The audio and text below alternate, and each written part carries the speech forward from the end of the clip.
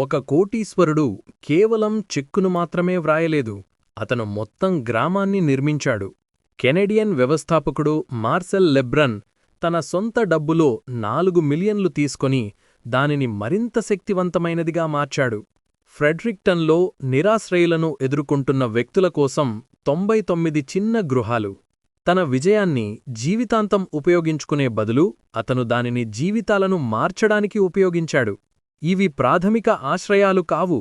ప్రతి ఇల్లు పూర్తిగా వంటగది, బాత్రూం మరియు సౌరశక్తితో అమర్చబడి ఉంటుంది. నివాసితులకు పైకప్పును మాత్రమే కాకుండా గౌరవం, స్థిరత్వం మరియు కొత్త ప్రారంభాన్ని ఇస్తుంది. మార్షల్ అక్కడితో ఆగలేదు. అతను వారి చుట్టూ ఒక పూర్తి సమాజాన్ని సృష్టించాడు. ఒక కాఫీషాప్, ఒక బోధనా వంటగది మరియు నివాసితులు స్వయంగా నిర్వహించే చిన్న వ్యాపారాలతో పూర్తిచేశాడు. ఇది మంచి అనుభూతి కలిగించే కథ కాదు.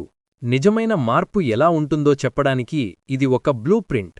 కరుణ, సాధికారత మరియు ప్రతి ఒక్కరూ పునర్నిర్మించడానికి అవకాశానికి అర్హులు అనే నమ్మకం యొక్క నమూనా.